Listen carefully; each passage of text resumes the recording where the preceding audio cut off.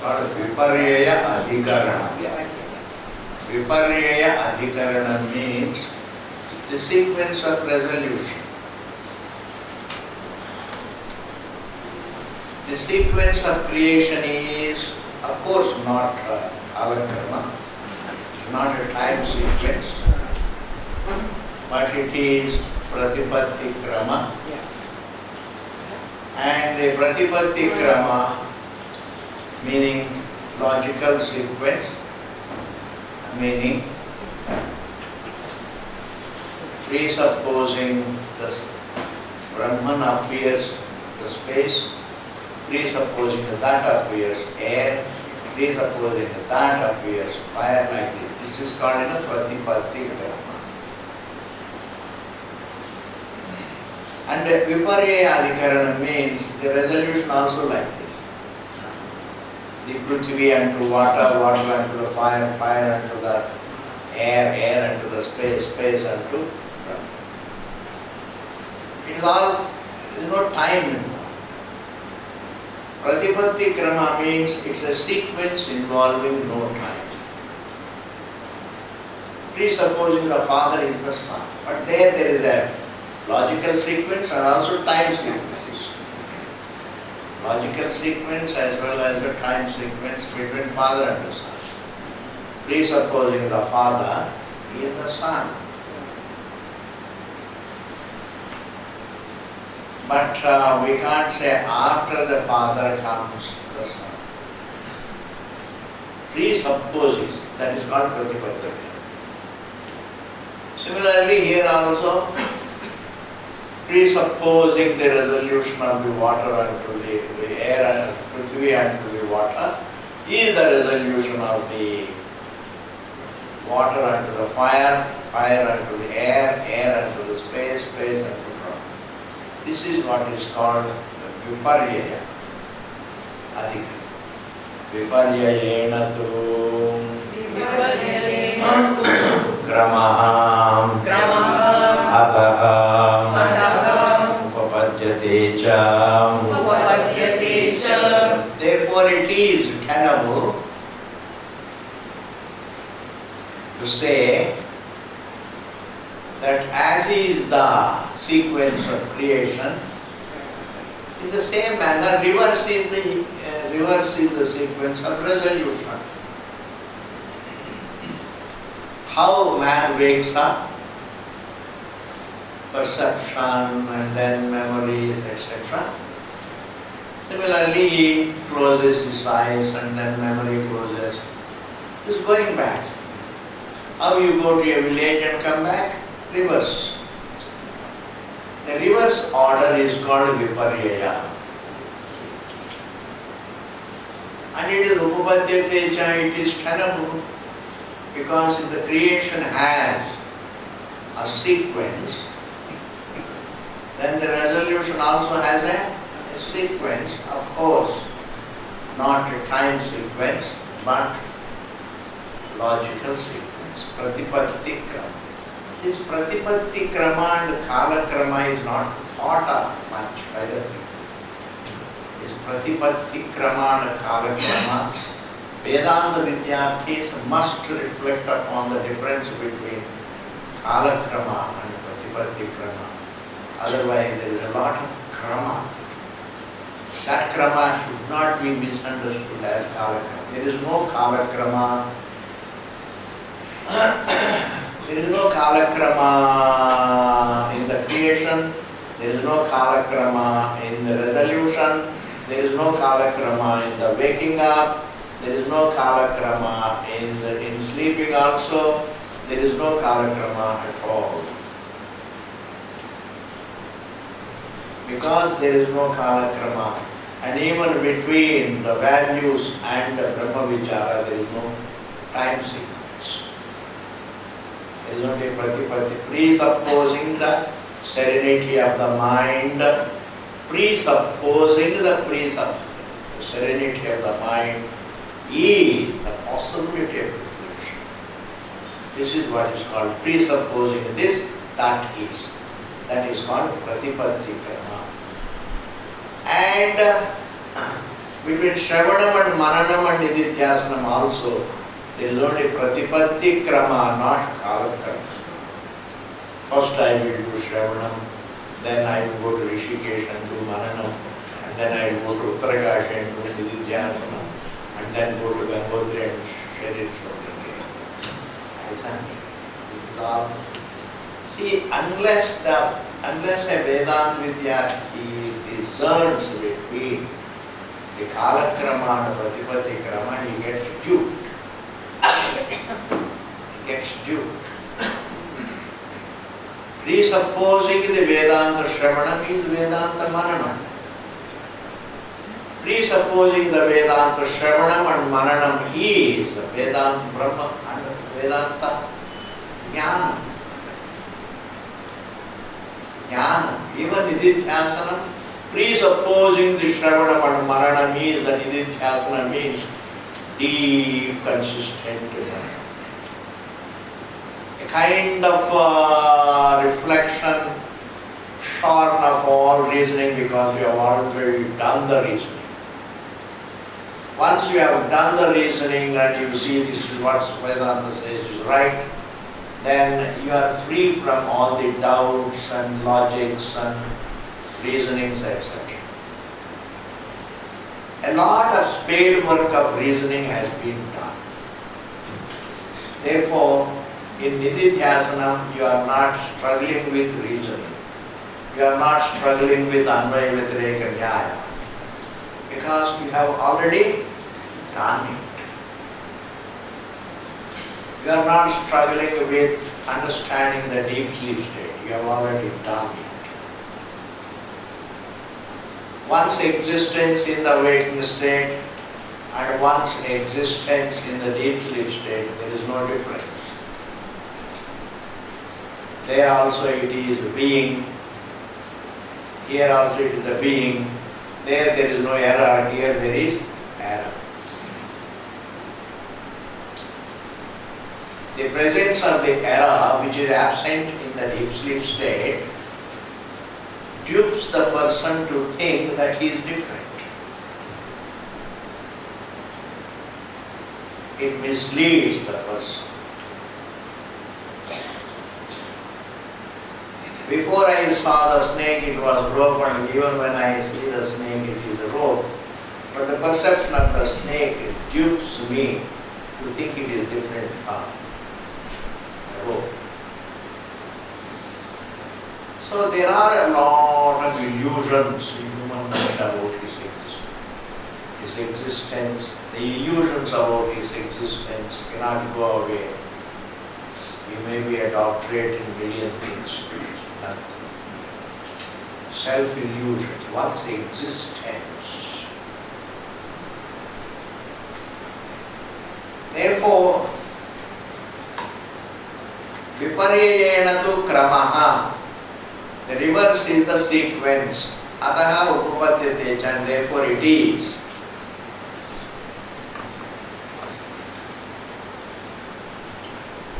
Kramena sopana arudaha tataha viparitena kramena avarovati. Just as you climb a tree, Bhashyakara says, so do you climb down. जैसे ऊपर गया वैसे वापस आ गया. You climb a ladder, and by the way you went up, the same way you come back, but in a reverse way.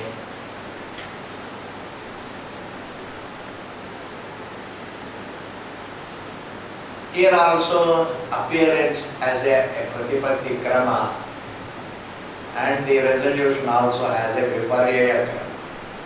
Viparyaya pratipatti krama. Viparyaya means reverse. Viparyaya pratipatti krama.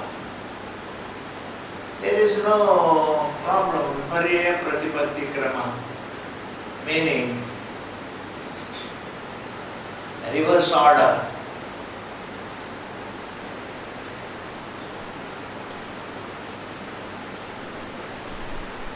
So the krama, even between the waking dream and deep sleep state, there is no kalakrama.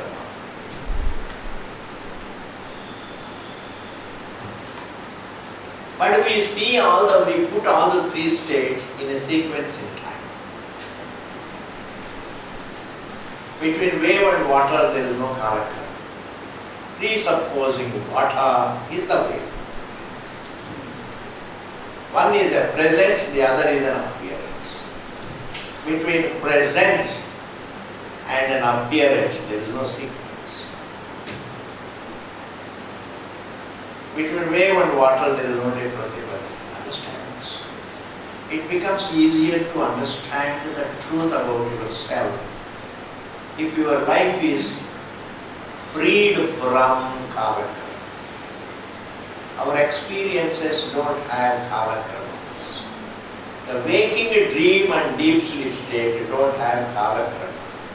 Presupposing the nirvisesham called the deep sleep state is the appearance of the waking, is the appearance of the dream. Presupposing the presence of water is the appearance of the wave. Where is the Kalakrama?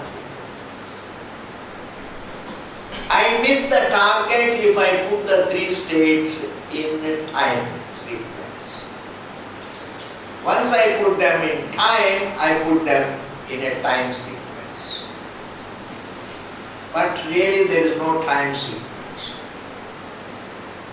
The waking is not in waking time, because waking time is in the waking state.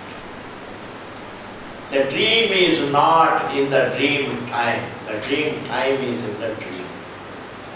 The dream is not in the waking time.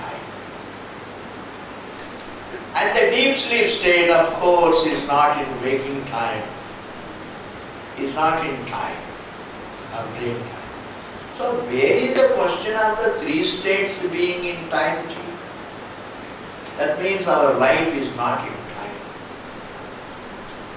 Our existence is not in time. Time is an appearance in our existence.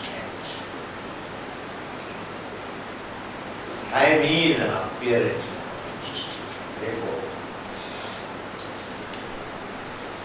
don't look at the three states with a time sequence. You will be hit by your thinking. This reflection will be heart-touching. It looks as though it is the harbinger of the end of the illusion. Harbinger of or at least the beginning of the end of the illusion. The illusion persists only because I put all the three states in time sequence. Everything is happening in time. Life begins in time, life ends in time. Even the blackout which is free from time, etc., we put in time. Life and death, we put them in sequence. Yes or no? Life and death have no time sequence. Presupposing a life is death, and presupposing the departure is life. Like a cycle. Anadi, there is no time sequence. In a cycle, there is no time sequence, please. Presupposing the manifest is the unmanifest. Presupposing the unmanifest is the manifest. And again presupposing the manifest is the unmanifest, and vice versa. And such a situation is not a sequence in time. Where there is no sequence in time, it is stillness. Because there is no time sequence. There is only appearance, perception. Between perception and non-perception also there is only pratipatti krama. There is no time sequence.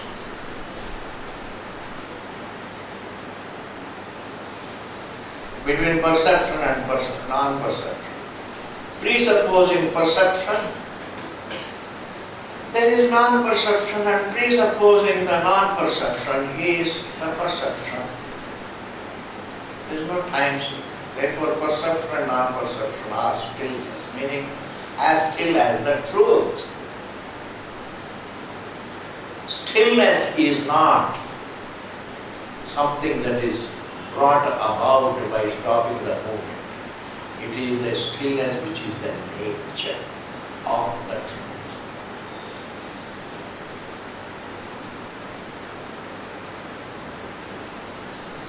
All comprehensiveness, all comprehensive presence is stillness. All comprehensive being is stillness. Therefore, the best way of reflecting is to see that there is no, you don't imagine time sequence among the states, between life and death. Some individual events have got times, but between the manifest and the unmanifest, there is no another. Thus, there are individual events within the waking state. You can see them as a time sequence. Wherever there is time sequence, there is also pratipatti krama in many cases. Like first the water boils and it goes up as vapor, then it forms clouds, then there is rain, etc. There are so many stages. But presupposing this stage is that stage, presupposing that stage is that stage. So there is a pratipatti krama also and kala krama also. But among the states, the waking, the dream and the deep sleep state, there is no kala krama whatsoever. There is only pratipatti krama. In the creation, there is only pratipatti krama, no kala krama. In the resolution also, there is only reverse order of pratipatti krama, not kala krama. Okay, dear. Think about all these. You will do a lot good to yourself by reflecting correctly that there is no movement in your existence, please. Movement felt in oneself is an illusion. Even the movement in the body is an illusion. Of course, I am running, ascribing a movement to the self, of course, is an illusion. I understand that. But I am saying, I am taking one step extra.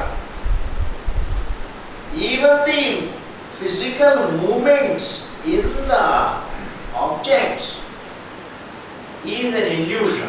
Why? Because even the elements are illusion. Their movements are also illusion. Because in the stillness, if there is movement felt, it is an illusion. In serenity, if a disturbance is felt, it is an illusion. In peace, if you see the disturbance, it is an illusion. And therefore, any movement is an illusion.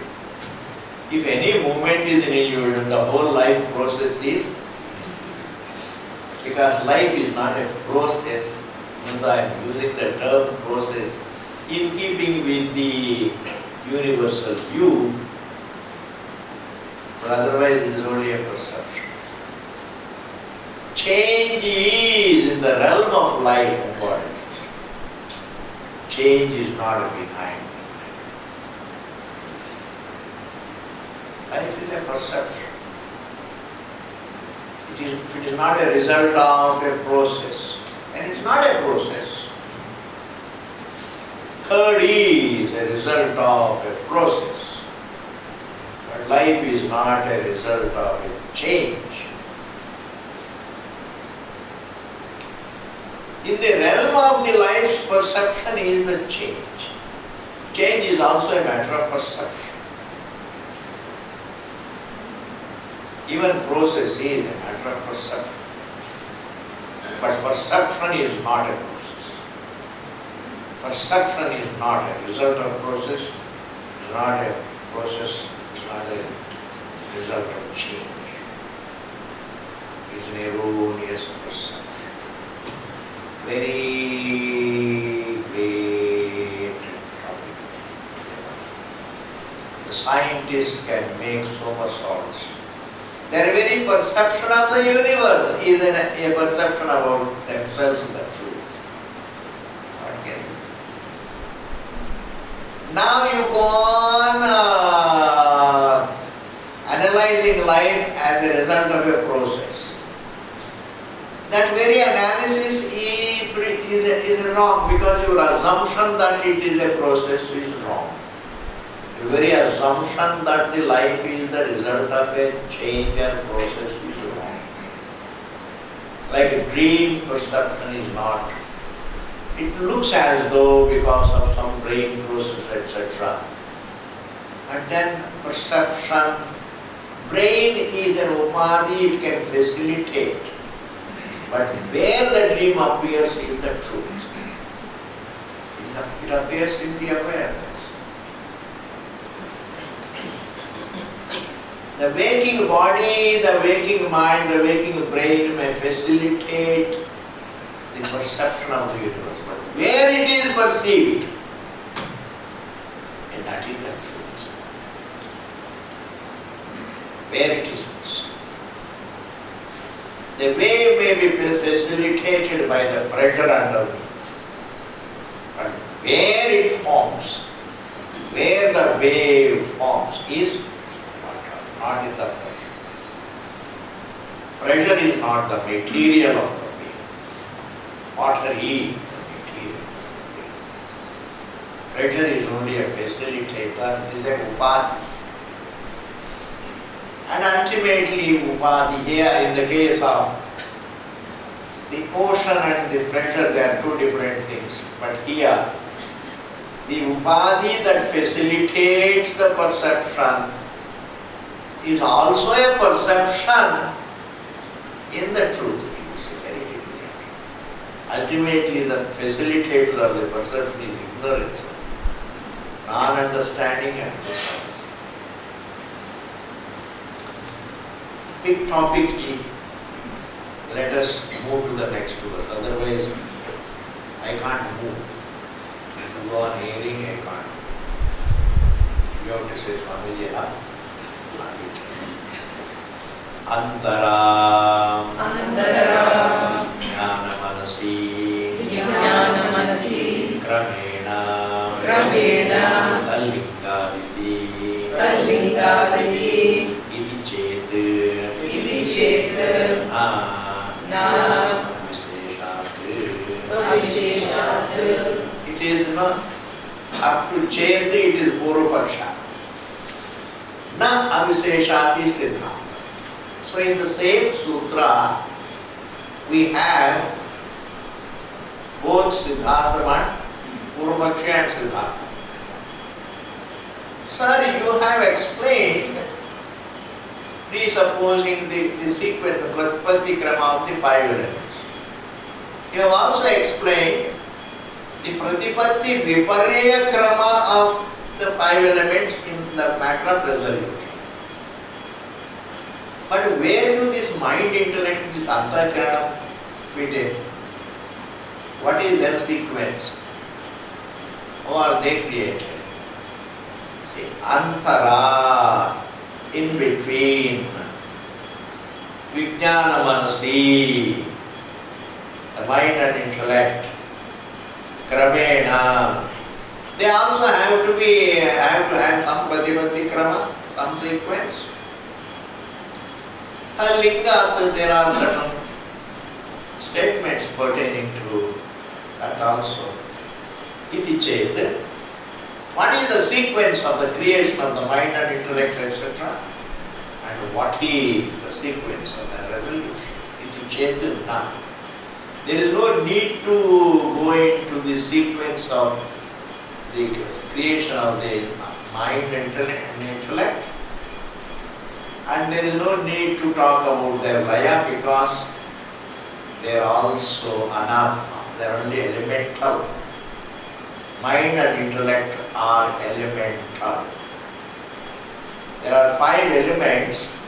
This body is elemental, made of elements. Elements are made of awareness, that's different. That's the fundamental material for everything. But to begin with, the body is elemental.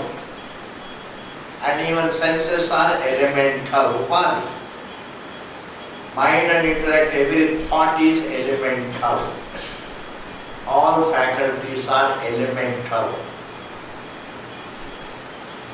And the elements are made of Brahman. Therefore, even the elementals are made of Brahman. See?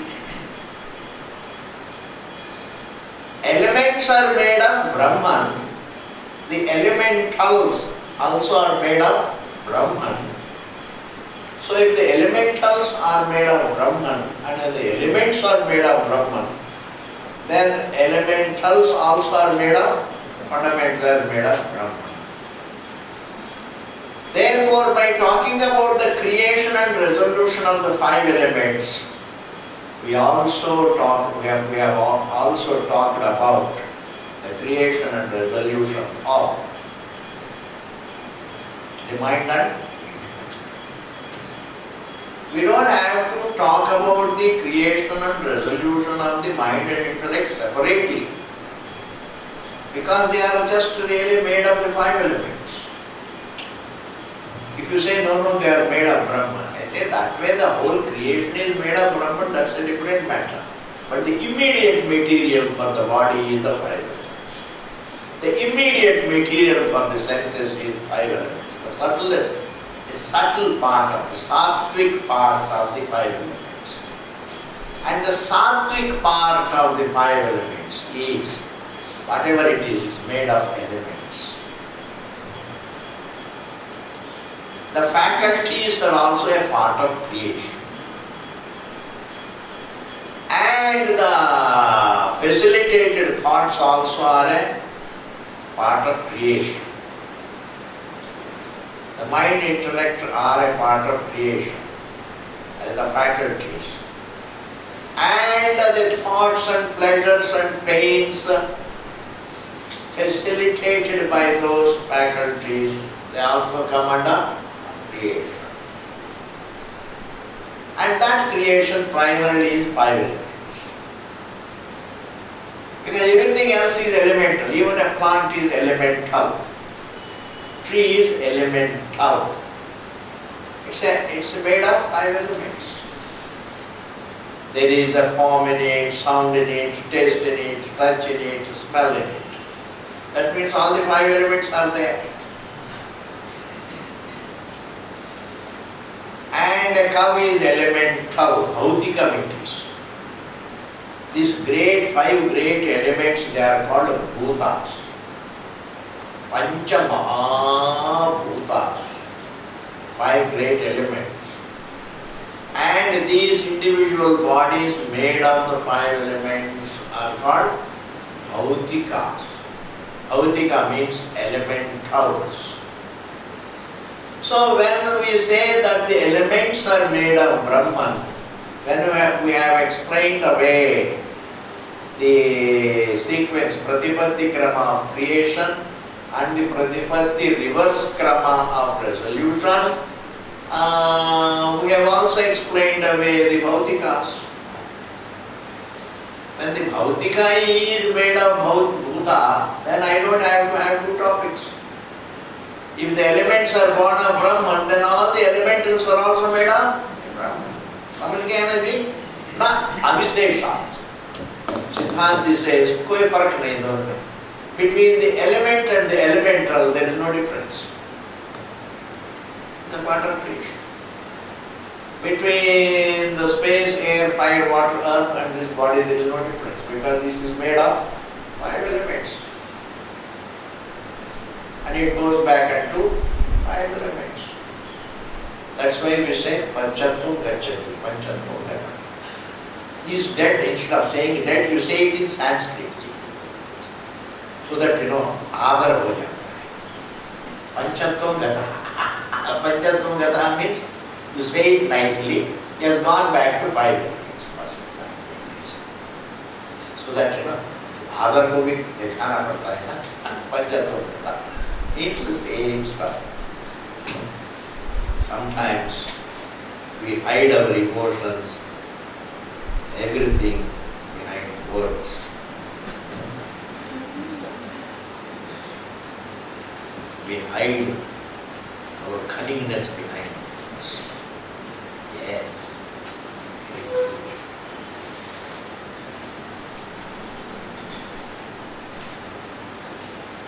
Avishesha, there is no difference. Creation is in the form of elements and elementals. The body is elemental, the senses are elemental, all the pancha koshas are elementals. The immediate material is elements, and the ultimate material is Brahma. That is Paramakara. This is physical, Stulakara. This is aparakara. This is empirical reason. A scientist's source, 5 elements are the scientist's source of the body. A scientist's source. Even the thoughts and mind and intellect and the senses, everything is there. The scientist's source of the entire embodiment is 5 elements. But it is not the topic of the scientist to know that the source of the elements is Brahma. By that way, the source of the elementals also is Brahma. Therefore, I have a long way.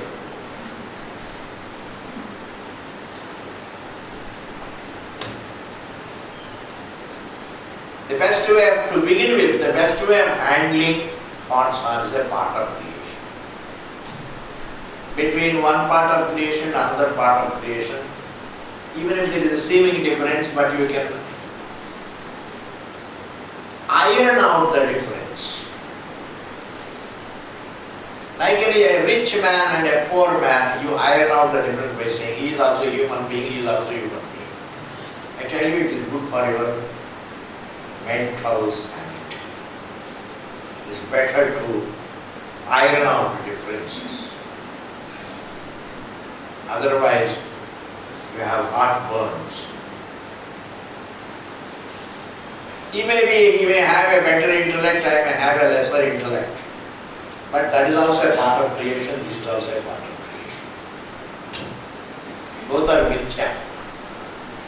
And you can have your midday meal more comfortably. Thinking like this. You are more peaceful. You are not disturbed. Yes. For that, the exposure to Vedanta helps you to iron out the differences at the creation level. Meaning, these differences are all a part of creation, they are a part of mithya. There is no difference between one mithya and another mithya. One is a bigger wave, the other is a smaller wave, but both of them are mithya. You have a peaceful mind. But then this is not the fundamental final answer. And the final answer is both are made of the truth. The truth is the final answer. If both of them are made of the truth and that truth is me, and he is also that truth, in which there is no he and me, etc., then that is Brahmajnana.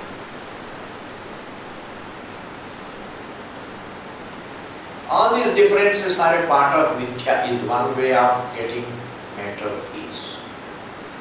The other way of getting mental peace is, that is the final, is, that is not mental peace, that is solving the problem, that all appearances are made of the oneness. All the details in the creation are made of the oneness. And that oneness is the nature of every living being. In this manner, this is over. Next sutra. Chara chara vyapashrayastu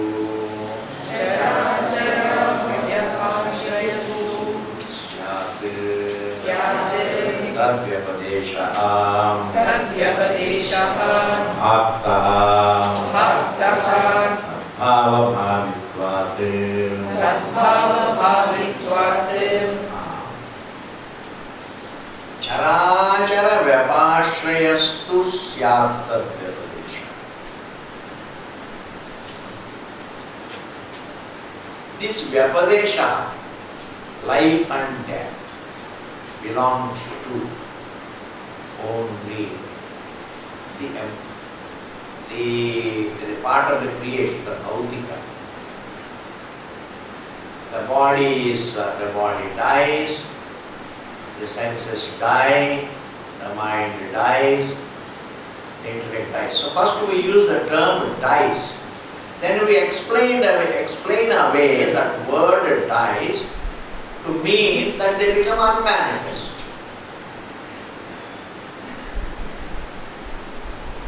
They become unmanifested to the seer.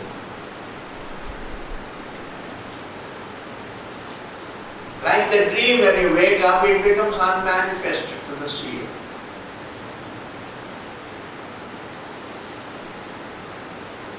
To begin with, that is what we call it, disappearance. That is called the death. Charachara vyapashrayasya. Anything that pertains to chara and achara. Chara means, all the living, the moving individuals, the human beings, the cattle, the birds, which can move from one place to another place. That is called chara. Achara is the plants. Achara here does not mean ityevam jatiya. Jato devadattaha mutaha devadattaha ityadi. Jivasya utpatti prayostaha shastra palasambandha utpatti hariran vinashna eva petam va vakilayadam riyate anyway. The chara is all the moving individuals are called chara. The plant kingdom, the vegetable kingdom is all called achara. But living things they are living beings. There is Atma in them. Just as I see in a human being, I see only the Annamaya Kosha, I see him breathe, at best I see him think, but I don't see the consciousness. Conscious being cannot be objectified. I see only the visible part of a human being. The truth is the invisible. The one who wears, it's like when a person is fully clothed, you see only the dress, not the person. You see only the clothes. You see only the dress, the garment. You see only that. And you don't see the person, the body, you don't see. Similarly, the conscious being puts on the body, puts on the senses, puts on the mind, puts on the intellect, all the five koshas. And these five faculties the truth puts on. So I see only, some I see, some I infer. The body I see straight away through my eyes. I feel the breath also. I hear his heartbeat also. These are all perception. I see the open eyes, so direct perception. When he is thinking, I make an inference, he is thinking. It is is also perception-based inference. He is also subject to pleasure and pain. I make an inference. And he also thinks, he also decides, he chooses, he understands, it's all inferred. Therefore, in a person, I only infer the mind, infer the intellect, infer the search. That he is also searching for happiness like me. But I can't even infer the conscious being. Conscious being is oneself also is conscious being. Because conscious being cannot be inferred because it doesn't form. There is no connection between what is perceived and the truth. There is no tangible connection. Like between the snake and the rope, there is no tangible connection. There is erroneous connection. Wherever there is erroneous connection, then the inference doesn't work. I see the snake, therefore it should be a rope. I can't. I see the smoke, therefore there should be fire, is all right. But I see the snake, therefore it should be a rope. Can you make that inference? Hey Rama, it's very dangerous. Therefore, between erroneous, wherever there is erroneous connection, the inference is not possible. Between Brahman and the Jagat, and Brahman and the Pratyaksha, between the self and the body, between the self and the senses, and the self and the mind, the self and the intellect, the self and the search, the connection is erroneous. There is connection, but it is erroneous. There is connection between wave and water, but it is erroneous. I call it a wave. I see water as a wave, therefore that waveness is a notion. It's not there. If the water thinks I am a wave, it is in its thinking. If I think it is a wave, it is in my thinking. But there is only water. One is in the form of thinking, the other is independent of my thinking. Just as wave is in my thinking, similarly that it is water is in the universal thinking. But what it is Brahma. I think it is a wave, it is water. I see it as water, it is Brahma. So there is no tangible connection between what is erroneously seen and what is a fact. Between an error and a fact, there is no tangible connection. But there is no connection. Yes, there is connection, but it is erroneous connection. There is connection between the rope and snake. Yes. If there is no connection, then there will be two realities. There is connection between wave and water, between rope and snake, but it is erroneous. Therefore, charachara, therefore, sir, in the trees also, we see the Annamaya Kosha, we see the Pranamaya Kosha, we see also sometimes Manomaya, rudimentary Manomaya Kosha, maybe Vijnanamaya Kosha, and rudimentary Anandamaya Kosha also. We see all the koshas, ji. They also eat and drink and digest, and they also vertically grow, and they also want to be comfortable. They try to grow up and up and up and up to catch the sun. Therefore, for a Vaidika, for an Indian who thinks very deeply, even plants have soul.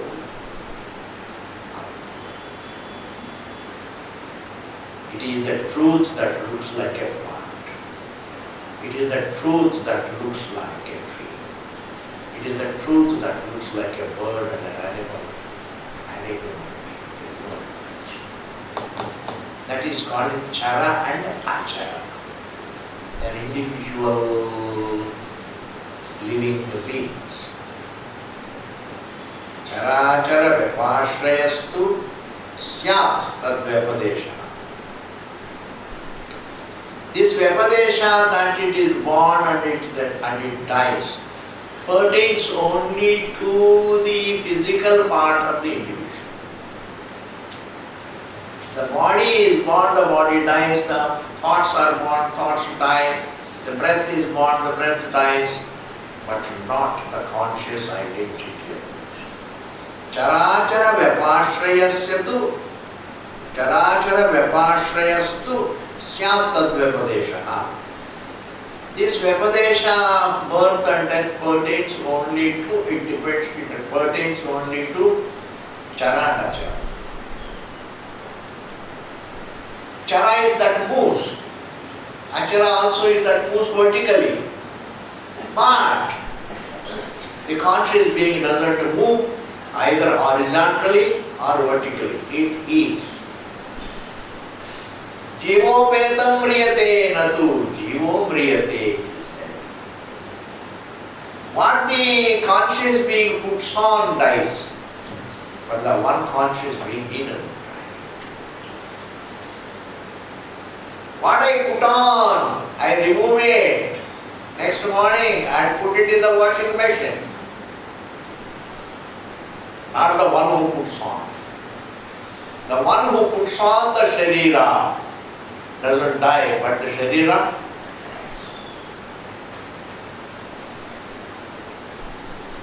bhakta. But why do we say that even jiva sometimes dies? That is jiva, it is a bhakta, it is a secondary sense. It's not in primary sense, secondary sense, due to association. I am going to elaborate and explain. There are 10 boys going with an umbrella. One person has an umbrella. This is called a Kshatri Nyaya. वो छाता वालों को बोला. Everybody doesn't have a छाता. एक ही. There is only one person who has a chata. But सबको due to sangha dosha, due to association, we describe the entire group as chata wale. Chata wale. Actually, there is only one person who has a chata. Please understand. This is called artha, secondary sense. Gaunartha. Therefore, when I say when man dies, it is a secondary sense. Man doesn't die. His body dies. Upadhi dies because when we refer to man as man, it is the conscious being. It's like when you come in a beautiful dress, let us say. When I say you, I don't mean dress at all.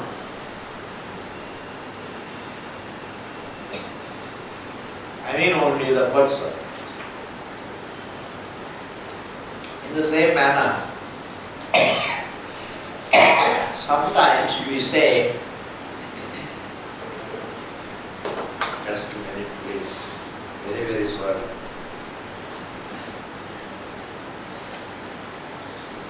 You have to manage, you have to accommodate the buzuर्ग्स. वृद्धावस्था में होता है. See, even though we say this person died, even the Shastra says Jiva dies, etc. Jivas are born, Jivas die, etc. Jivas have Srishti, Jivas have Laya. But Jiva, when we refer to the Jiva as Jiva, we don't mean his body, we don't mean his senses, we don't mean his mind faculties. We mean the conscious being in equation with all. It means only the conscious being. The conscious being in equation with the body, senses, mind, intellect, etc. is called the Jiva. Body is not a Jiva. The one who has equation, the truth in equation with the body, Ishvara in equation with the body is Jiva. Ishvara in equation with the senses is Jiva. Ishvara in equation with the mind intellect is Jiva. But we cannot say the body is Jiva, no. The man who is the person, the one who puts on the shirt, shirt is not the person. Shirt is not the person. The various koshas that he puts on in winter are not he the person. But who is the person? The person is the one who puts on all of them. He is different. He can put them on, he can remove them, he is independent of them. His existence is independent of the dress. He puts on the dress. The dress is not called man. Similarly, when we say Jiva, we mean only a conscious being. The truth is called Jiva. Therefore, when the Shastra says Thou, it doesn't mean the body, the senses, the mind, intellect, etc. Thou means the conscious being. Even though the conscious being is in equation with the five koshas, but he is not qualified by them. He has equation with the body, but he is not qualified by that equation. You see, he has equation. Like you see, you put on the shirt, but it doesn't qualify you. This language we have to follow. The shirt, its color doesn't become my color. The upadhi's quality cannot become the quality of upahita. Therefore, sometimes when the Shastra says Jiva dies, means only body, senses, mind, intellect dies. What is subject to become unmanifest becomes unmanifest. What is not subject to become unmanifest cannot become unmanifest. All that becomes unmanifest in what does not become unmanifest. What has laya in what doesn't have laya. Therefore, all the body, the senses, the mind, the intellect, these are perceptions. They are not things. As perceptions, they resolve in awareness. My perceptions resolve in awareness. And therefore,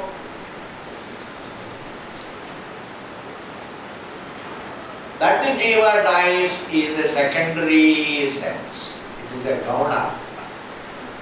Like when you see a strong man, a brave man is called a lion. It's a secondary sense. It's a figurative sense. Not literal. It's not literal. Why is it so? Tadbhav bhavitvat. Because the conscious being is overwhelmed by the upadhi. It's amazing to you. Like when you are overwhelmed by the trust. How many times you look into the mirror? Yes, you are overwhelmed by the trust. Similarly, the truth is as though overwhelmed by the upadhi. Even though it feels overwhelmed, but it doesn't lose its nature of being not. The glory of the self is not lost. Even if the self itself gets overwhelmed. When God himself becomes overwhelmed, it doesn't matter, he doesn't lose his non-dual, non-divine. Even if the water feels overwhelmed by the wave itself looking like a wave, it's overwhelmed by the wave. How is it I am looking like this? It gets scared of itself. It gets scared of itself. But despite that scare, it remains peaceful. Its nature remains. That water may not understand. But ununderstood, it remains the same. Understood, it remains the same. Ununderstood, it remains the same. That is what we mean by saying the nature doesn't change. Agrahanam, ignorance doesn't affect the truth, the nature. Error doesn't affect the nature. Similarly, even when the truth cries, don't say it is affecting it. No. Even if it affects its thinking, it may not affect its nature. When you lose some money, it affects your thinking. Yes, thinking can be affected by events. When the thinking is affected, then one thinks, my nature is, I am affected. But Vedanta says, no, you are not affected. Your thinking is affected, but your nature is not affected. Swamiji, what is the use of my thinking? What is the use of the nature being not affected but thinking? I say your thinking has to be affected. They say thinking is not a part of me. My existence, my presence, my nature is only being, not thinking. My identity as a thinker is not my fault. Thinkerness is an error about myself. Thinkerness is an error about myself. Individual thinkerness is an error about me. My actuality is to be. To be is different from to do the thinking. To think is doing, please. To be is our nature. In that being, there is no thinking, and therefore in the being you are not affected. Discerned between the thinking and the being. Bhava-bhavitvat. Even the Shastra thinks, my God, sometimes even the Shastra gets overwhelmed. Oh my God, the truth itself, Bhagavan himself, looks like a jiva. And Shastra says this jiva dies. This jiva means that jivatvam dies, but not the conscious being who takes himself to be the jiva doesn't die. Ikaiji, our embodiment dies. The body, senses, mind dies, not the one that fills up them.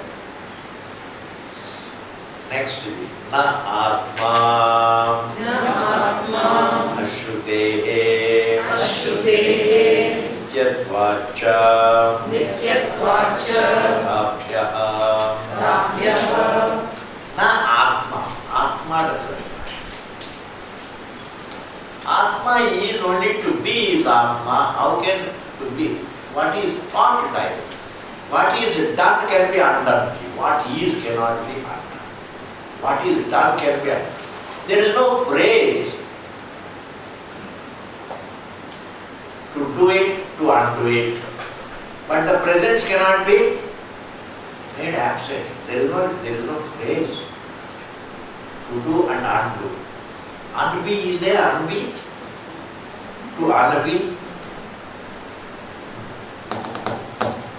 It is not possible for the jiva to think that further.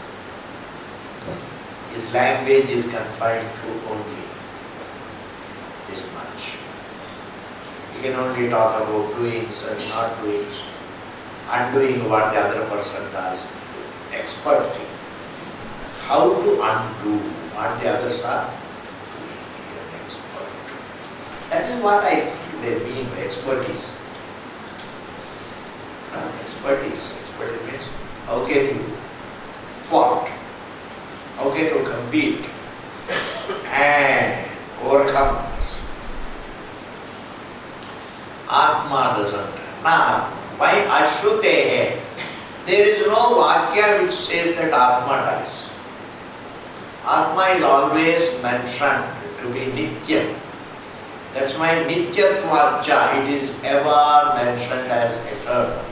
Atma Nitya. Atma is taught as Brahma.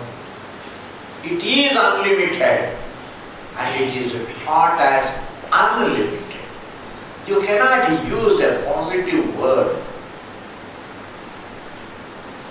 A word without referring, without getting associated with not. A positive term for the truth you can't use. Even the word truth ultimately means unlike the truth. Otherwise, it becomes an attribute. The entire teaching of the truth, even though the truth is presence of itself, but it is taught as free from the untruth. Unlimited, it is unlimited means unlike all the limited. It is unlike all the limited and the source of all the limited. And it is unlike all the limited. It is comprehensive of all the limited and it is free from all the limited. Nitya means what? It is unlike all the anitya. It is unlike all the anitya. The source of all the anitya and the entire anitya is mithya. Presupposing the nitya, nitya is the perception of the mithya. Presupposing that. Nityatvacha. Tapyaha means from the Shruti and the Yukti and Anubhava.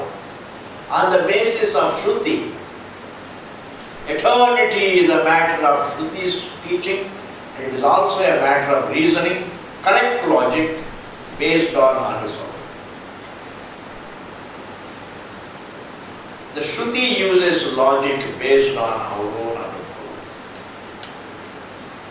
Anubhava is independent of thought.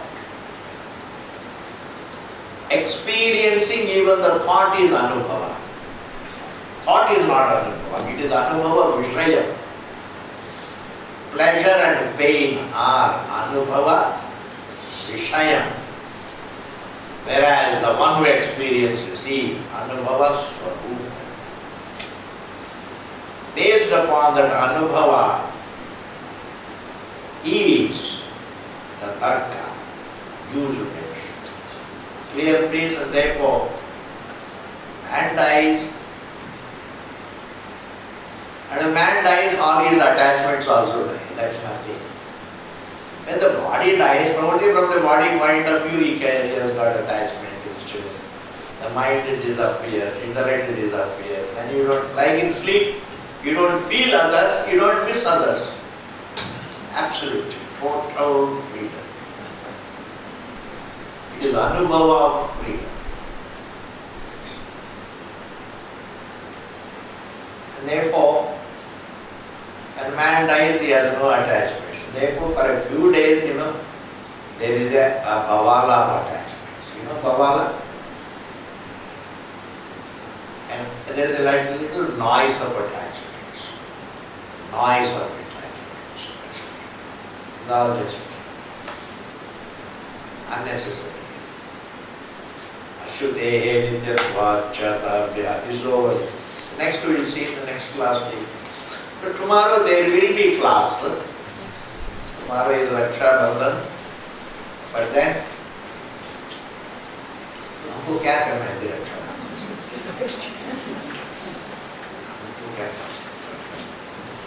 ओम पूर्णमदः पूर्णमिदं पूर्णात् पूर्णमुदच्यते पूर्णस्य पूर्णमादाय पूर्णमेवावशिष्यते। ओम